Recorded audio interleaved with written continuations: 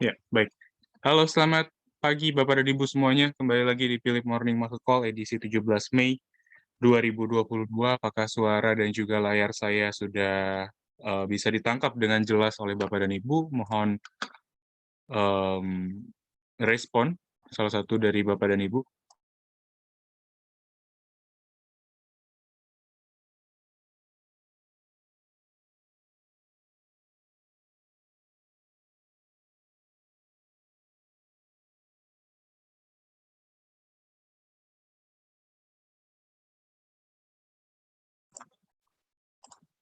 Ya, terima kasih untuk respon dari Bapak dan Ibu. Kita mulai untuk Philip Morning Market Call hari ini, Selasa 17 Mei 2022, dengan kita coba review untuk yang pertama kali ya, penutupan indeks harga saham gabungan di hari Jumat kemarin karena Senin market kita tutup ya, menyusul adanya libur keagamaan yaitu Waisak. Di tanggal 13 atau di Jumat pekan lalu, IHSG terpantau melemah tipis 0,03%, walaupun sempat mencatatkan penurunan terdalam ya. Namun IHSG pada sesi kedua berhasil bangkit dengan pendorong indeks utamanya yaitu indeks energi, kemudian basic material, dan juga consumer non-cyclical, kalau kita review di perdagangan Jumat lalu. Indeks melemah di tengah ekspektasi ya, dan juga asumsi dari para pelaku pasar terhadap harga komoditas yang mulai memanas atau mulai meningkat, salah satunya yaitu harga batu bara akibat dari larangan ataupun batasan ekspor yang bisa dikatakan sudah mulai menemui kepastian ya. Maksudnya sebelumnya mungkin Gazprom ataupun perusahaan oil and gas milik Rusia masih mensuplai energi ataupun gas alam ataupun minyak juga ke benua Eropa, namun di kabar terakhir kami mendengar bahwa sudah dikenakan ya batasan ataupun larangan masuk untuk produk-produk ataupun komoditas energi yang berasal dari Rusia. Hal ini semakin memperkuat harga batu bara ataupun barang substitusi lainnya yang nantinya tentu beberapa negara Eropa ini akan melirik ya atau switching kepada produk ataupun sektor komoditas energi lainnya untuk pengganti gas alam dan juga minyak yang sudah berhenti dari Rusia. Di samping itu, indeks Asia terpantau menguat. Nikkei pada perdagangan Senin lalu menguat 0,45, Hang Seng menguat 0,26 pada perdagangan Senin lalu, sedangkan straight time untuk penutupan terakhir juga di hari Senin menguat 0,82%.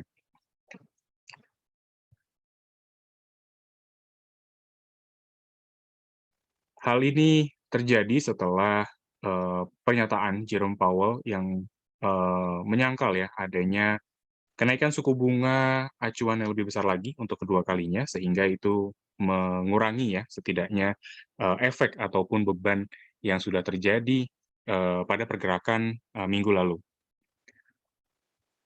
FTSE dan juga DAX ataupun indeks Eropa terpantau mix dengan FTSE yang menguat 0,63 sedangkan DAX melemah 0,45%.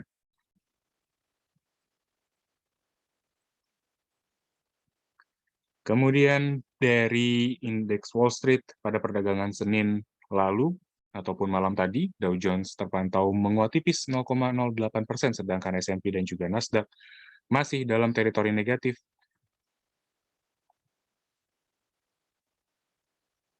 Nasdaq melemah 1,20, sedangkan S&P 500 melemah 0,39%. Jerome Powell menegaskan bahwa The Fed kemungkinan besar menaikkan suku bunga acuan sebesar 50 BPS di dua pertemuan kebijakan mendatang dan tidak melihat adanya langkah yang lebih ekspansif dari perkiraan sebelumnya. Pernyataan ini dilayangkan oleh The Fed ataupun Powell sendiri dalam pernyataan terakhirnya, sehingga hal ini bisa dikonfirmasi ya dari Senat Amerika Serikat atau Dewan Perwakilan Daerah ataupun Senat Amerika Serikat untuk membantah ya adanya spekulasi mengenai kenaikan suku bunga acuan yang lebih besar. Kemudian dari komoditas, kami lihat WTI terpantau melemah 0,13% di tengah adanya potensi disrupsi suplai minyak dunia, sedangkan Brent menguat tipis 0,03% pada perdagangan malam tadi. Batubara kembali mencatatkan kenaikan untuk kontrak bulan Juni. Newcastle Coal berada di kisaran 377,7 US dollar per metric ton atau menguat 4,42% secara harian. CPO kita lihat menyusul adanya libur Waisak yang juga dirayakan, pasar CPO atau pasar komoditas sawit ditutup pada perdagangan Senin lalu. Nikel yang masih kita pantau melemah 2,01% pada perdagangan malam tadi, masih di level 26.715, sedangkan timah dan juga koper masing-masing menguat 1,49 dan 0,87%. Untuk perdagangan hari ini, indeks harga saham gabungan kami proyeksikan memiliki kecenderungan bullish moderate dengan rentang support dan resisten, diantaranya 6.525 dan 6.650. Adanya ruang penguatan setelah indeks yang melemah pada pekan kemarin, menyusul adanya pernyataan yang meredakan kekhawatiran investor terhadap kenaikan suku bunga dapat menjadi potensi kenaikan bagi indeks harga saham gabungan pada perdagangan hari ini. Yang selanjutnya untuk berita korporasi kami mencatat diantaranya KOBX atau PT Kobexindo Tractors Tbk yang mencatatkan net profit tumbuh sangat impresif, 295,6% menjadi 3,94 juta US dollar.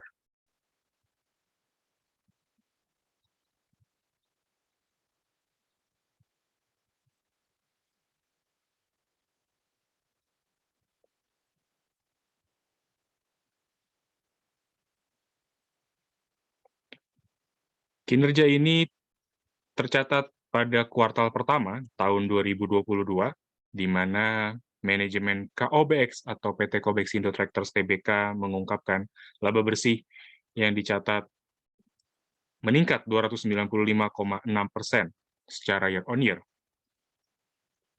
Pencapaian positif tersebut tidak lepas dari kenaikan penjualan yang tumbuh 106,23% sepanjang tahun atau sepanjang kuartal pertama tahun ini, yang ditopang dari penjualan unit alat berat, suku cadang, dan juga jasa perbaikan kontraktor tambang dan sewa. Kemudian ada CTRA atau PT Ciputra Development Tbk mencatatkan net income tumbuh 72,83% menjadi 420,74 miliar rupiah sepanjang kuartal pertama tahun 2021.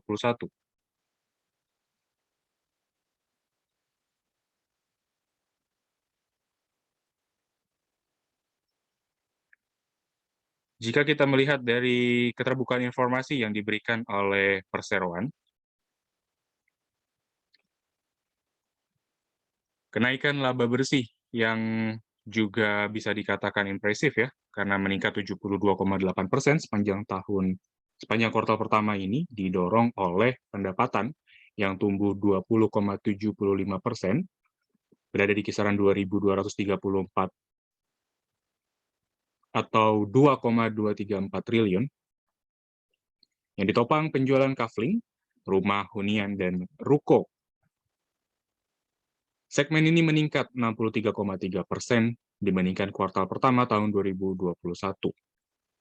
Namun di sisi lain, segmen penjualan kantor masih mencatatkan penurunan 45,7% menjadi 159,34 miliar rupiah.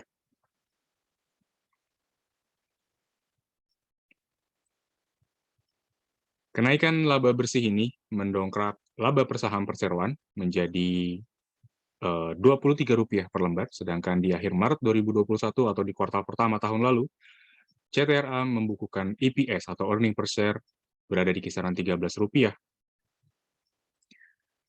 Selanjutnya, BEPS atau PT Berkah Beton Sadaya Tbk mengumumkan akan membagikan dividen sebanyak-banyak ya Rp33,02 miliar.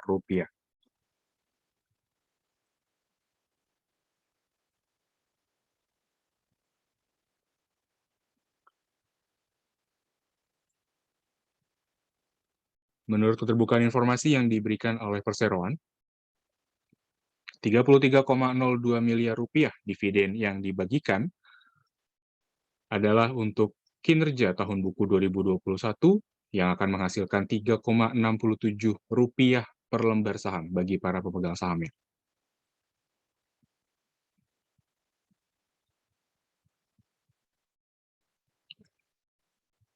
Sedangkan kalau kita review dari kinerja tahun 2021, BEPS mencatatkan pendapatan sebesar Rp459,4 miliar atau naik 315% secara year on year. Adapun dividen yang dibagikan ini setelah Perseroan mengurangi senilai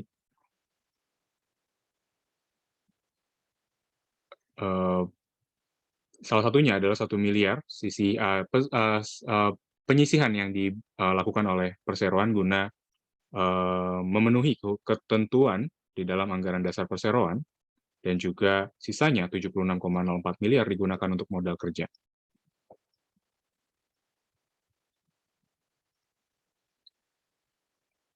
Kalau kita lihat dari data dividen per share yang dimiliki oleh Perseroan, dari data terakhir, dividen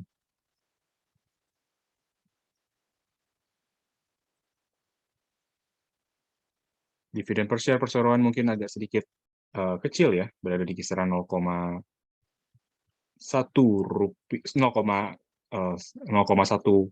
ya, jika kita bandingkan dengan harga BEPS saat ini dan juga harga ataupun dividen yang bisa didapatkan per masing-masing lembar yang dimiliki oleh Perseroan atau yang dimiliki oleh masyarakat.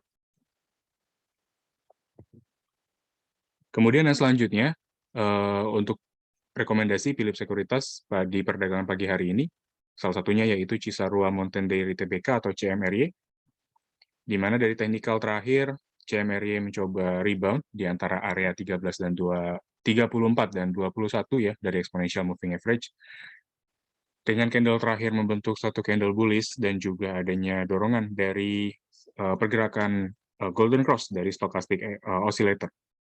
Trade buy kita sarankan untuk CMRY, dia berada di kisaran 4.030, sedangkan target price pertama berada di 4.280, dan target price kedua ada di 4.340.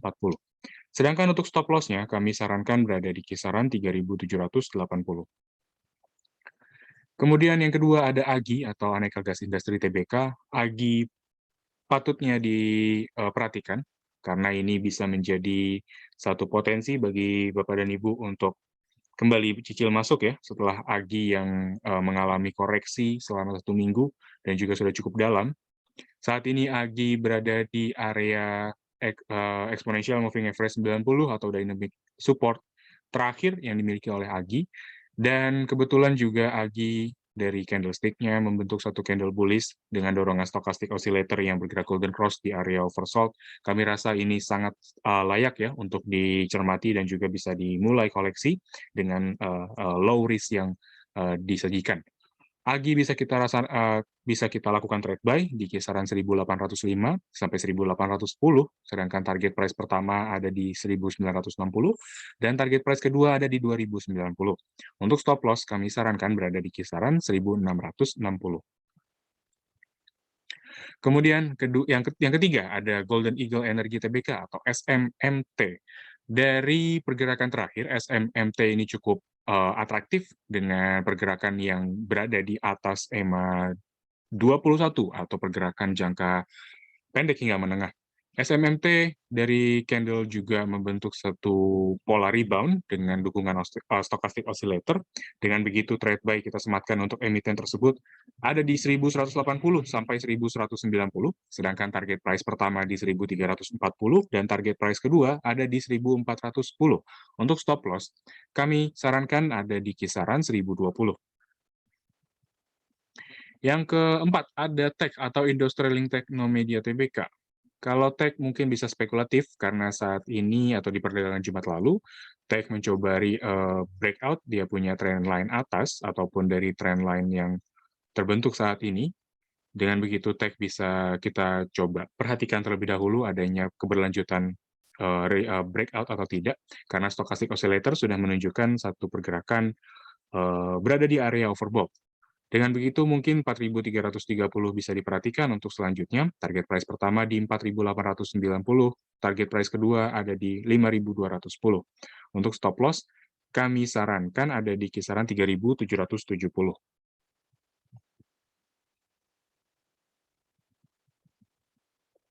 Untuk selanjutnya, kita buka sesi tanya-jawab. Dipersilakan menggunakan kolom Q&A, dan saya akan berikan waktu 1 menit untuk menuliskan pertanyaan.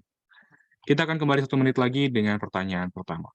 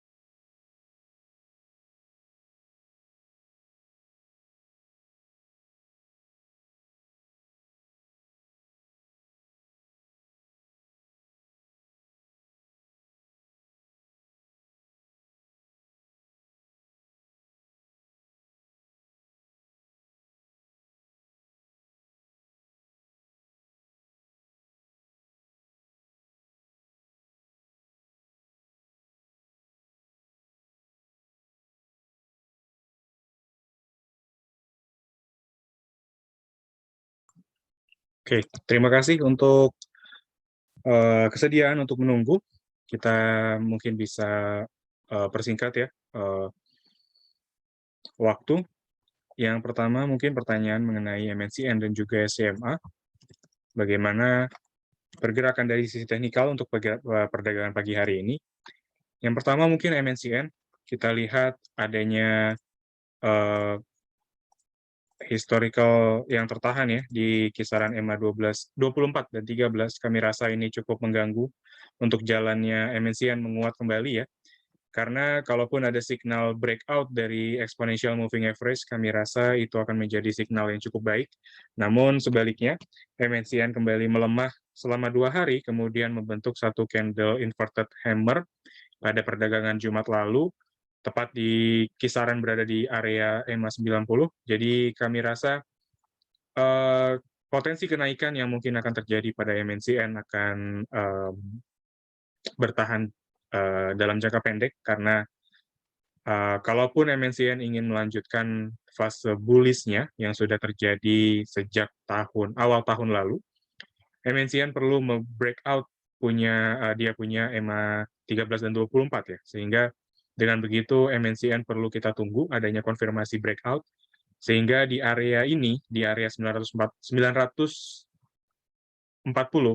kami rasa Bapak dan Ibu perlu waspada dan mungkin bisa dipersingkat ya untuk time frame perdagangan di saham tersebut atau di saham MNCN ini. Oke, mungkin kalau MNCN ya, dengan candle bullish inverted hammer, kami rasa bisa spekulatif buy sampai mendekati target harga. Mungkin target harga yang bisa kita rekomendasikan saat ini hanya di kisaran 970, dan kalaupun di atas 970, kami rasa itu perlu adanya strategi wait and see ya, atau menunggu adanya breakout yang lebih solid lagi terbentuk di atas EMA 13 maupun 24 ya. Namun dari perdagangan hari ini mungkin kalau Bapak dan Ibu ingin spekulatif buy di 940 atau di previous close, kami rasa 970 adalah target harga yang layak untuk ditunggu. Kemudian ada SCMA. Kalau dari SCMA sebenarnya jangka panjang kami masih agak kurang begitu merekomendasikan, karena dari perdagangan terakhir pun juga SCMA masih berada dalam fase bearish-nya, dan ini sebenarnya bearish continuation ya, yang bisa dilihat dari SCMA saat ini. Setelah dia membentuk satu pola swing high atau lower high pada di titik highest-nya saat ini, yang saya bulatkan ini adalah lower high.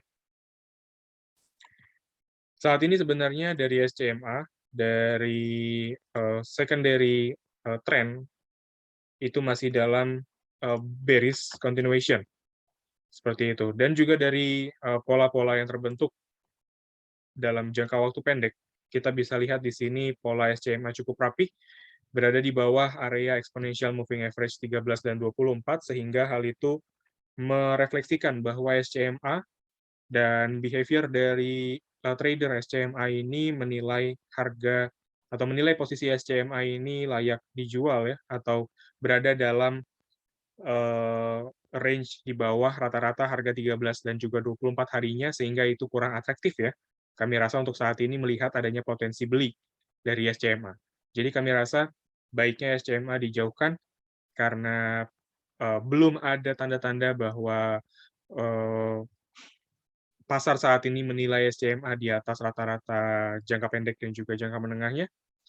Jadi mungkin ya support dia yang ada di kisaran 222 ini akan potensi sekali ya, layak untuk ditembus ya untuk pergerakan selanjutnya. Jadi perlu waspada adanya potensi penurunan tersebut. Kemudian ada SMDR dan juga ada RO, buy dan sell di berapa. Kalau SMDR mungkin karena sudah lonjakannya yang sudah terjadi di beberapa hari terakhir ya, kami rasa SMDR ini kalaupun kita mau masuk di perdagangan hari ini, risk-nya sudah sangat tinggi, dan ada baiknya coba kita tunggu lagi ketika dia koreksi ya. Minimal mungkin koreksi dia ada 2 area yang bisa kita perhatikan. Oke, mungkin kurang lebih seperti ini. 2 area, mungkin antara 2.360 sampai 2.200 itu adalah area yang kami rasa bisa kita rekomendasikan untuk buy kembali SMDR.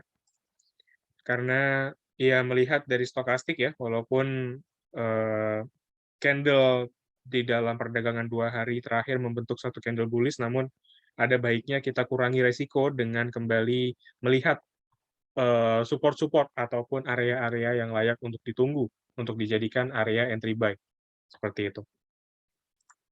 Kemudian untuk Adaro, kalau kita lihat Adaro saat ini masih layak untuk buy ya. Perhatikan ya, hari ini ada ex-dividend 17 Mei.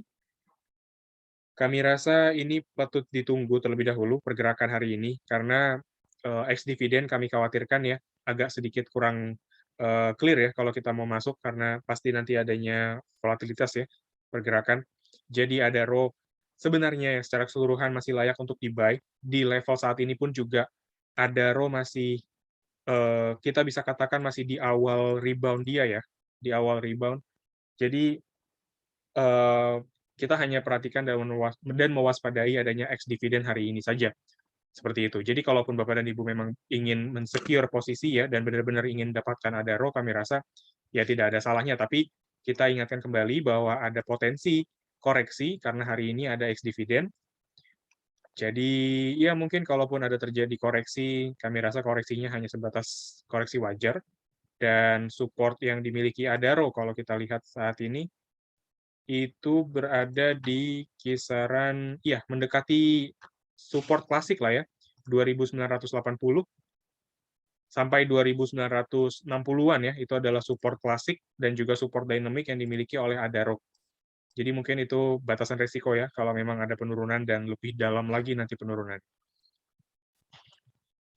Kalau untuk target harga, kami rasa Adaro eh, polanya masih sangat bagus sebenarnya. Sorry, polanya masih sangat bagus. Dan kalau mau kita gambarkan ya resisten-resistennya itu ada di 3460 tentu. Resisten klasik tidak bisa kita lupakan karena itu adalah target harga yang pertama. Kemudian kalau ada penembusan di 3460 akan sangat confirm lagi si Adaro ini mencapai area 3760-an ya. Itu akan lebih confirm lagi kalau dia memang breakout, dia punya resisten klasik.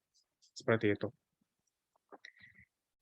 Oke, mohon analisa untuk Adaro dan Jaya. Mungkin Adaro sudah kita bahas juga. Kita bahas mungkin di sini ada ITMG dan Jaya juga tadi ya, berarti kalau kita boleh bahas di sini ada Armada Berjaya Trans TBK. Sebenarnya dari jangka pendek minor trend ini menarik, sangat menarik. Kalau kita lihat di sini eh, dari polanya ya, dari apa namanya chart pattern-nya sendiri, kita lihat Jaya ini punya area rejection itu ada di kisaran 0,5 sampai 0,6 ya. Jadi kita bisa gunakan lagi asumsi tersebut untuk melihat bahwa adanya potensi ya, karena di sini dia sempat breakout 0,6, tapi setelahnya ada satu candle bullish dan membawa penutupan harga itu berada di kisaran di atas 0,618 ya. Jadi ini cukup menarik kalau kita lihat. Ini mungkin bisa menjadi salah satu pilihan spekulatif buy hari ini, Jaya, di eh, penutupan perdagangan kemarin pun juga masih cukup menarik kami rasa. Namun perlu batasi resiko ada di kisaran mungkin yang paling terakhir ya. Yang paling terakhir itu ada di kisaran 163. Itu udah deal paling terakhir ya. Jadi kalau ada breakout ataupun pencapaian di 163, ada baiknya Bapak dan Ibu langsung lepas ya karena takutnya ada breakout dan dia lanjut bearish. Seperti itu. Untuk entry buy mungkin ya bisa ditentukan aja ya, ada di area-area yang bisa kita perhatikan di sini ada 173 masih cukup oke, 171 itu juga masih bisa ditunggu juga oleh Bapak dan Ibu untuk langsung spekulatif buy.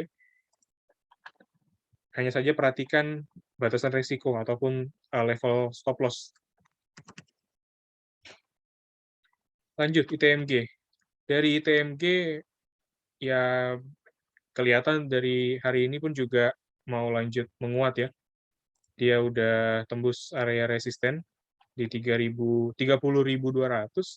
Jadi kami rasa kalau ada breakout resisten ini lebih enak lagi kalau kita tunggu aja nanti di resisten kedua ya atau di 1,618 Fibonacci retracement itu ada di kisaran 33.136 itu berarti 33.125 sampai 33.150. Itu adalah target harga dari ITMG ke depan seperti itu.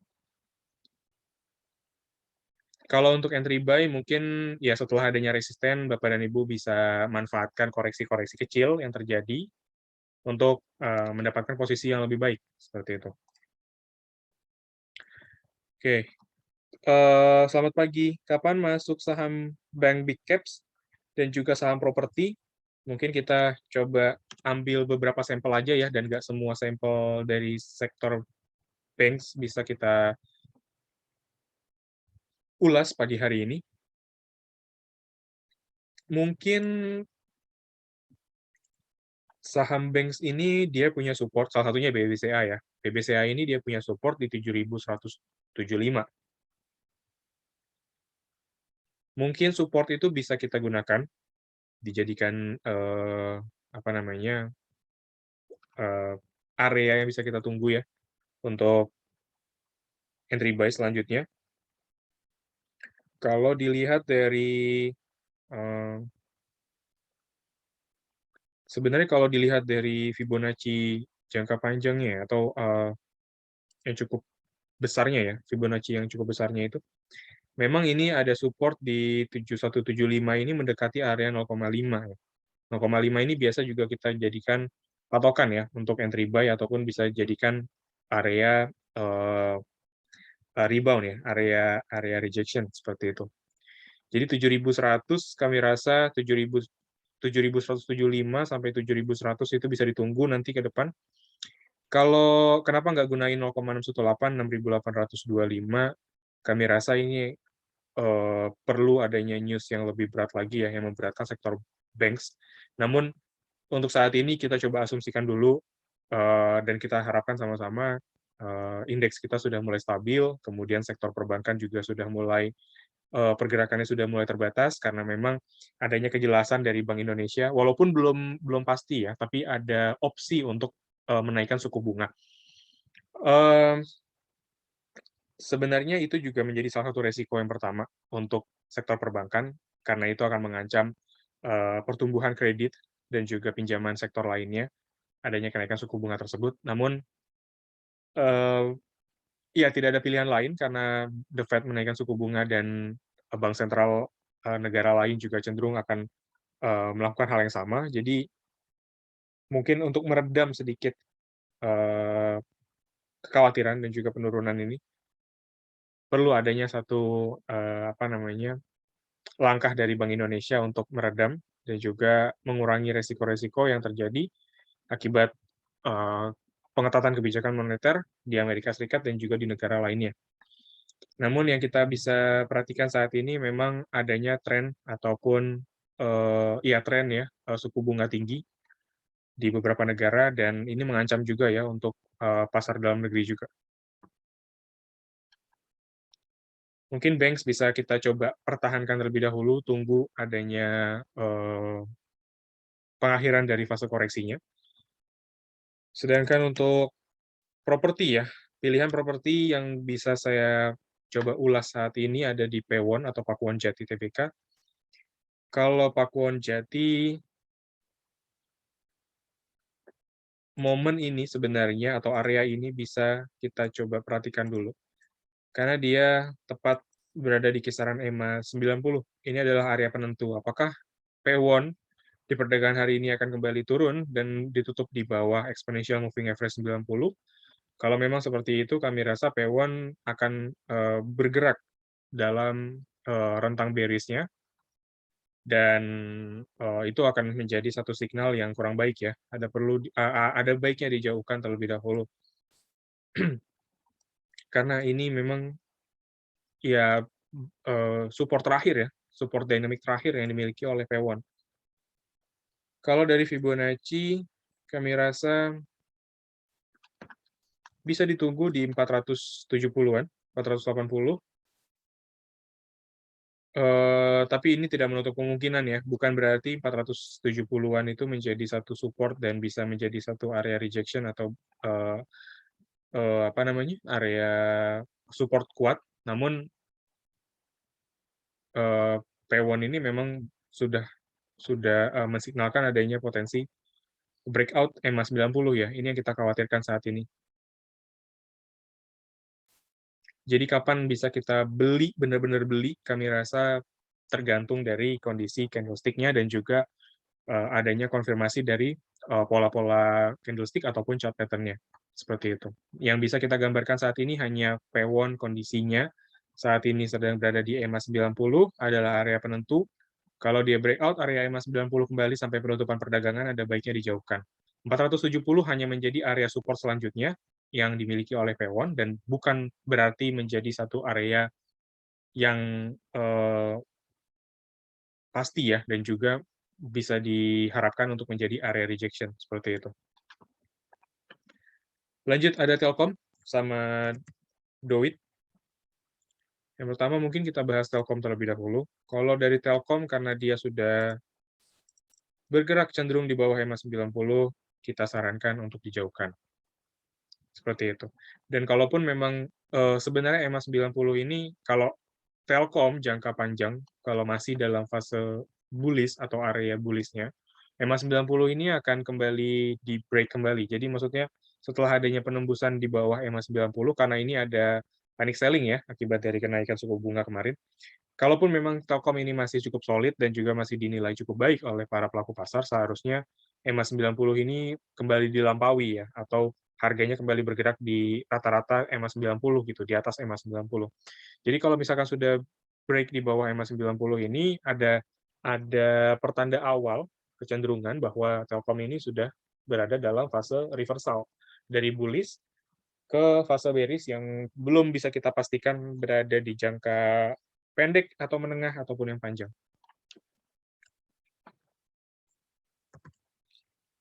Kemudian kalau untuk DOIT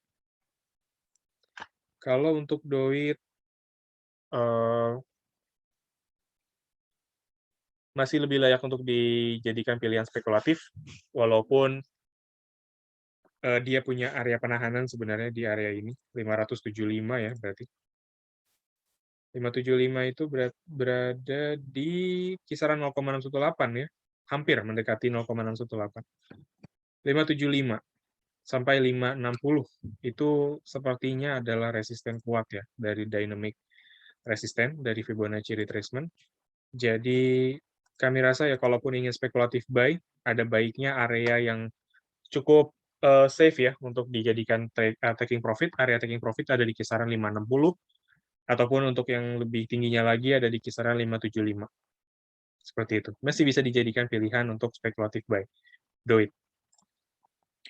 Lanjut ada Inco sama Harum. Inco, nikel hari ini melemah ya di perdagangan malam tadi, tapi Inco masih menguat 2,17 atau 2,54% hari ini di 7.075. Cukup menarik kalau kita lihat Inco, apalagi kalau dia sampai break di EMA 13 di atasnya. Tutup di EMA 13 itu akan lebih menarik lagi untuk kita koleksi pada perdagangan selanjutnya.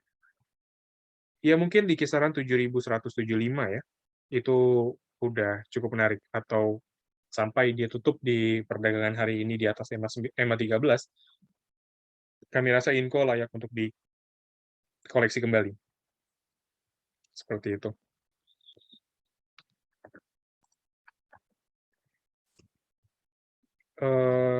Ya, kemudian ada Harum. Kalau Harum, coba kita lihat ya. Kalau Harum ini sebenarnya agak diwaspadai. Pergerakan dia sudah break EMA 90, di mana EMA 90 ini menjadi tren ataupun support kuat bagi Harum dalam beberapa pergerakan terakhir ya, kurang dari 1 tahun terakhir ya, EMA 90, atau ya mungkin lebih dari 1 tahun ya, karena EMA 90 ini masih menjadi area support kuat bagi Harum. Jadi kalau ada break dia di bawah EMA 90, ada baiknya kita coba hold dulu, tunggu dulu jangan masuk, karena nanti kita perlu melihat adanya pergerakan selanjutnya.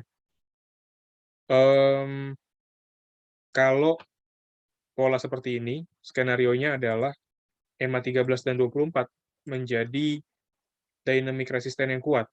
Di sini 11.525 sampai 11.550 adalah resisten kuat untuk Harum ke depan. Dan kalau memang ini terjadi, Harum tertahan di area tersebut, ada baiknya Bapak dan Ibu jauhkan Harum ini, karena ini akan menjadi signal awal dari pembentukan bearish reversal. Seperti itu. Oke, lanjut. Ada saham FIFA. Analisa saham FIFA, mungkin FIFA tidak bisa kita bahas hari ini karena pergerakan masih berada di area 50. Biasanya kita bahas ini atau kita sebut ini sebagai saham yang tidur ya, di area 50, jadi belum bisa kita coba lihat prospek ke depannya. Kemudian ada UNTR sama Astra International. Kalau dari UNTR, kami rasa masih akan melanjutkan penguatannya ya, tren bullish-nya masih terlihat seperti ini. Jadi kalau yang belum punya, sebenarnya area ini masih terbilang cukup layak untuk dikoleksi ya, walaupun dia sudah meninggalkan area rebound-nya di EMA 24 ya, sepertinya EMA 24 ini menjadi satu area yang layak untuk ditunggu ya, atau dikoleksi kalau memang ada pergerakan UNTR bergerak mengarah ke sana. Jadi ya kami rasa UNTR setelah adanya breakout resisten, karena resisten dia ini, karena ini candle coba kita hilangkan ya, atau kita eliminasi terlebih dahulu. Candle ini cukup bias kalau kita lihat dari pola-pola yang eh, dimiliki oleh UNTR ini. Jadi 30.200, 30.300 ya, itu adalah area resisten yang layak menjadikan area resisten, layak dijadikan area resisten, dan resisten selanjutnya, karena UNTR sudah break area tersebut, 32.125 sampai 32.150, itu adalah area resisten selanjutnya. Jadi di area 30.350 atau di level saat ini, current price hari ini, itu masih cukup layak lah, masih cukup menarik untuk kita koleksi. Astra International, bagaimana dengan pergerakan selanjutnya? Setelah dia terkoreksi juga ya, akibat dari kenaikan suku bunga, karena big caps pasti tidak lepas dari resiko koreksi ya, akibat fenomena tersebut.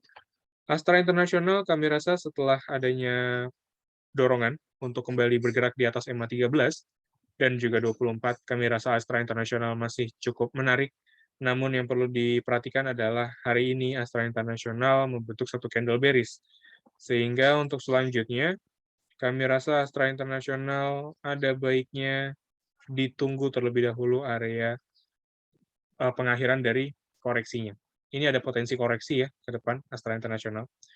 Jadi mungkin kalau kita lihat dari Fibonacci jangka panjang ataupun Fibonacci besarnya, sebenarnya support dia ini agak cukup jauh. Ada di kisaran 6.750-an.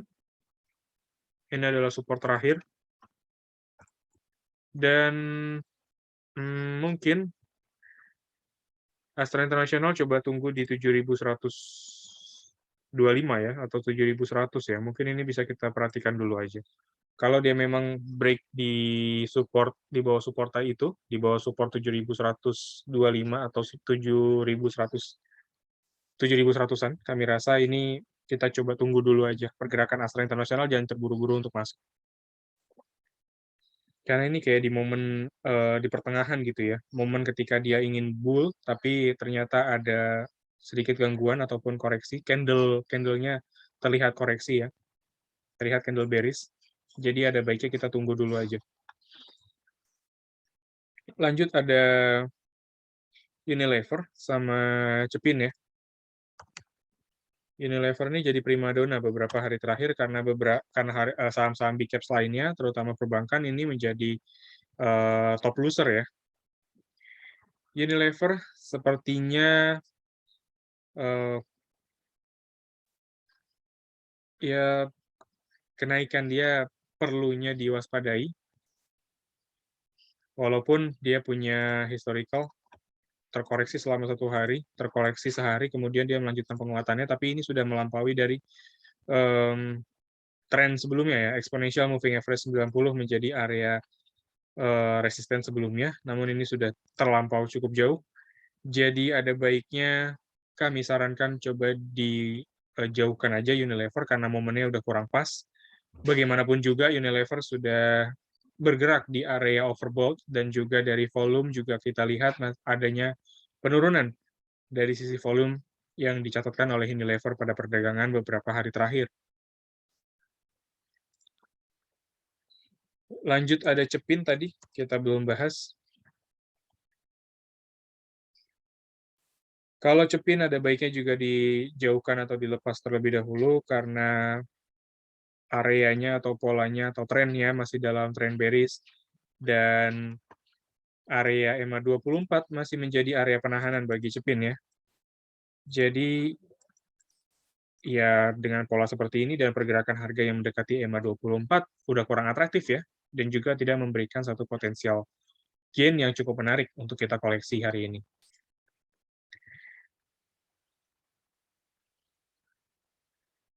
Lanjut ada MDKA sama CARE.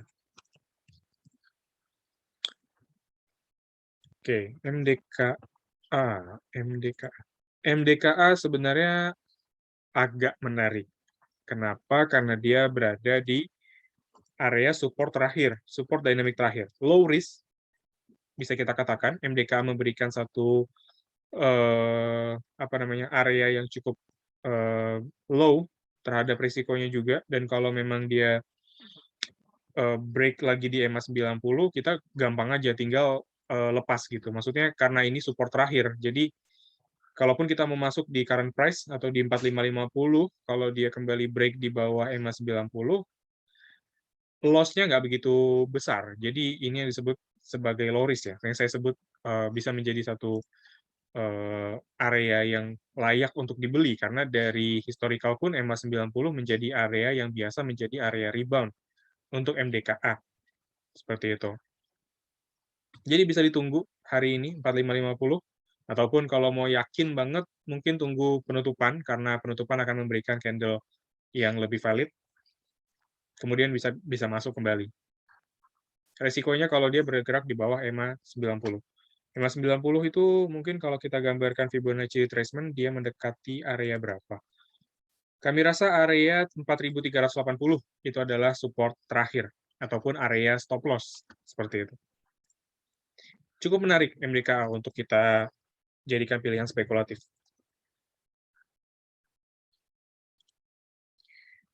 Oke, lanjut. Metro Healthcare atau CARE. Karena dia sudah berada di bawah EMA 90, jadi saran saya, adapun kenaikan yang bisa dicatatkan oleh CARE, ya kurang lebih hanya di area resisten klasik ya. Kita punya resisten klasik di sini, itu ada di kisaran 525. Jadi mungkin itu adalah resisten yang akan dicoba terlebih dahulu oleh CARE. Kalau dia breakout, baru kita bisa rekomendasikan untuk buy kembali ya, dan menjadi satu area yang mengkonfirmasi adanya kelanjutan dari fase bullish-nya. Tapi kalau dia tertahan di bawah resistennya di 525, ada baiknya dijauhkan, karena ini signal yang potensi untuk mengarahkan si CARE ini akan menjadi satu pola bearish reversal ke depan. Seperti itu. Oke, lanjut. Apakah ISSP masih berpotensi ke bawah? Kita lihat ISSP. Ya, kalau ISSP, kalau saya gunakan exponential moving average 90, 24, dan 13, karena tadi mungkin Bapak Freddy menggunakan MA ya, 200. Kami rasa dari pandangan saya sendiri, dari exponential moving average yang saya gunakan, ini memang bergerak di rentang bearish-nya, dan ini perlu diwaspadai Bapak dan Ibu.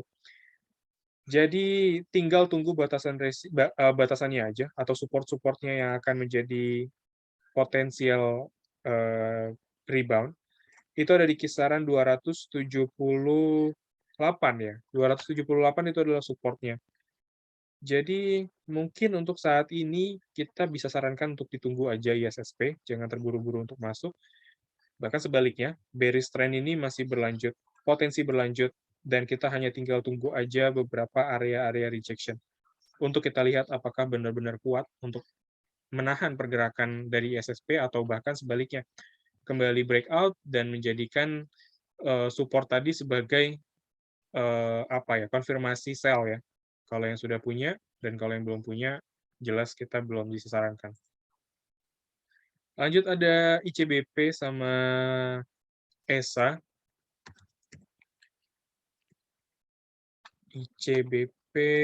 ICBP juga karena dia sudah bergerak di bawah EMA 90, ada baiknya dijauhkan atau dilepas saja. Yang sudah punya tentu hari ini atau harga saat ini pun juga masih layak, walaupun mungkin sudah mulai tergerus ya potensial gain-nya, tapi lebih baik dibandingkan kita masih hold untuk ICBP.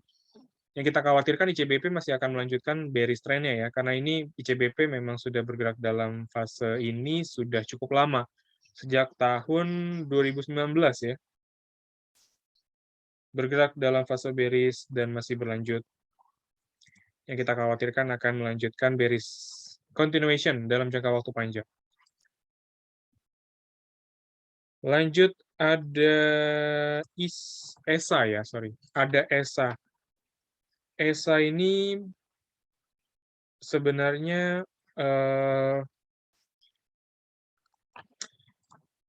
dari jangka pendek agak perlu waspada ya, karena ini udah mulai konsolidasi di antara magnetic zone-nya.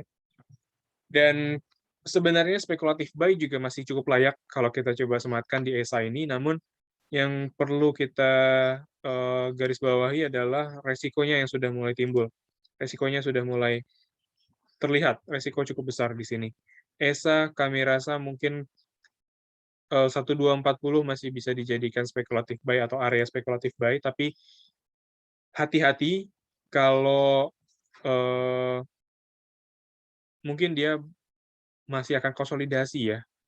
Sebenarnya ini saya kecenderungan kalau saya pribadi menilai ESA, kalaupun saya mau masuk atau enggak, saya rasa sih masih ada resiko dan juga perlu berhati-hati ya. 1100 ini masih potensi untuk dicapai kembali oleh ESA. 1100 ya, mungkin itu adalah area yang bisa kita sematkan kalaupun ingin masuk ke ESA. Beda cerita kalau dia memang sudah breakout MA13. Itu akan menjadi satu cerita yang berbeda lagi dan akan memberikan satu signal yang juga berbeda. ESA mungkin sudah mulai layak dibeli kalau dia sudah break di MA13.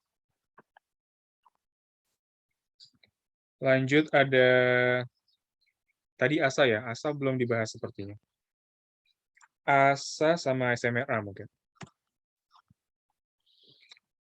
Nah, kalau ASA ini hari ini dia rebound ya. Coba kita lihat rebound-nya ini sebenarnya di area berapa atau di support berapa. Sebenarnya support-support dia ini nggak begitu, ya mungkin ada di area ini ya, support-support dia ini yang dijadikan area penahanan terlebih dahulu. Sebenarnya ASA ini masuk ke dalam bearish trend, yang kita khawatirkan akan kembali berlanjut ya. Tapi rebound-nya ASA ini bisa kita manfaatkan sebenarnya. ASA rebound dia itu ya yang bisa kita perhatikan ya saat ini.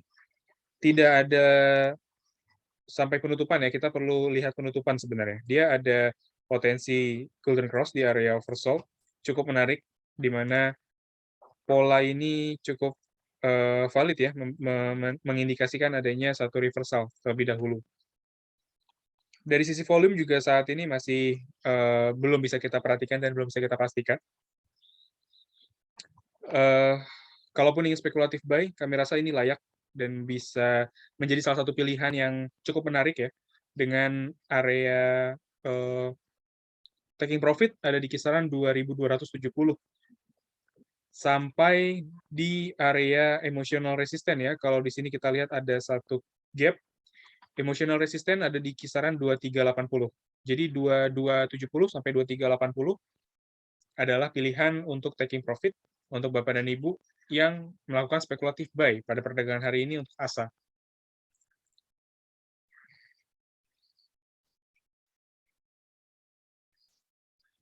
Lanjut ada SMRA ya.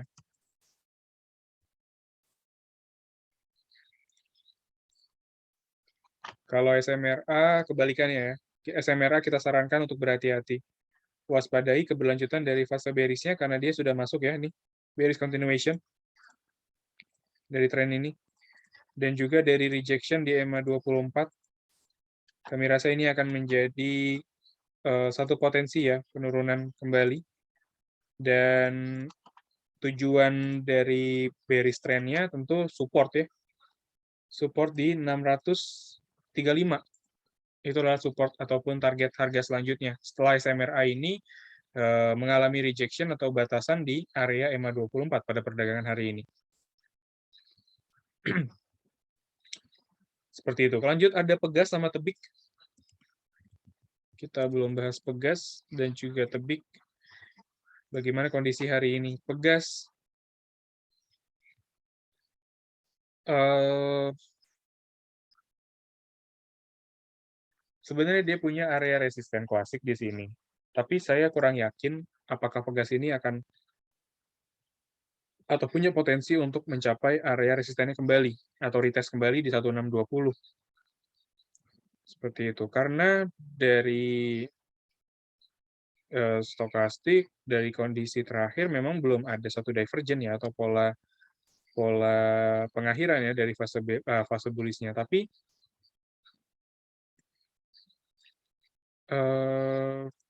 pola ini sebenarnya agak beresiko sebenarnya. Dia memang sudah capai 0,18 sebagai area resistennya 1510-an dan dia melampaui kembali ya di perdagangan hari ini juga dia masih dibuka menguat 2,34 di 1530. Eh, mungkin stokastik RSI dan juga volume yang menandakan adanya penurunan ya. Kami rasa ini lebih akan mengarahkan ke rekomendasi saya yang merekomendasikan bahwa Pegas ini perlunya diwaspadai atau berhati-hati ya pergerakan selanjutnya. Agaknya seperti itu mungkin kalau dari saya pribadi menilai dari Pegas ini.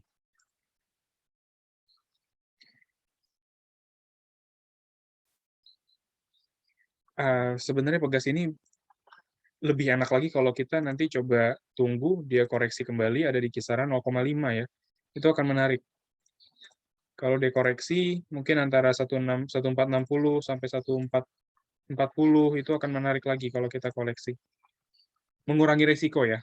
Itu hanya satu opsi ya dan juga satu cara untuk mengurangi risiko. Kalaupun nanti Pegas ini berada dalam fase bullish-nya, kita punya posisi yang lebih baik gitu dibandingkan harga saat ini yang sudah cukup tinggi.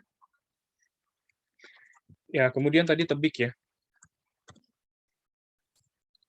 Kalau Tebik, kalau kita pertimbangkan pergerakan atau pola dari secondary, sebenarnya Tebik ini berada di fase sideways ya, tidak kemana-mana dan tidak memberikan satu pola bullish atau bearish.